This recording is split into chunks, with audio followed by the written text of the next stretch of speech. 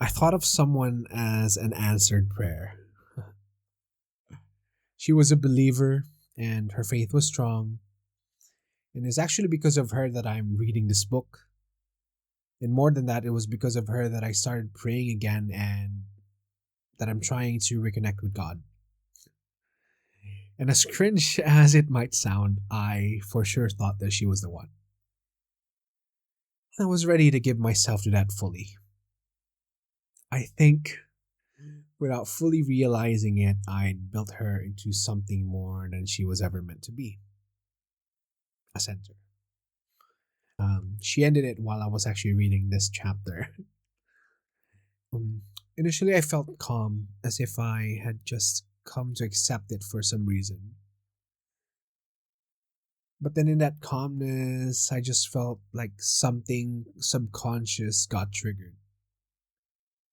And suddenly there was this pull toward the darkness that I was familiar with, and a voice telling me to disappear. From being calm, I suddenly felt like I was going to spiral. And I knew it wasn't right, even as I was feeling it. So instead of running away, I sat with it and I actually prayed. I guess that is if you consider screaming internally or, yeah, asking God questions in a fit of rage as prayer. But I just kept asking, why me? Why again? Why does this keep happening? And why must I love only to end up being broken by it?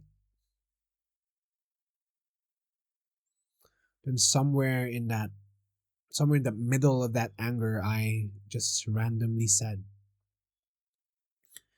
if this is how it's supposed to be, then I accept. And that was the whole turn. For some reason, after that, I just felt calm. And it's funny because I don't think it was God resolving anything or resolving what I was asking Him. It was just me finally doing, in some small, broken, and I guess human way, exactly what this chapter is about. Letting go of something I'd been gripping like it was mine to keep.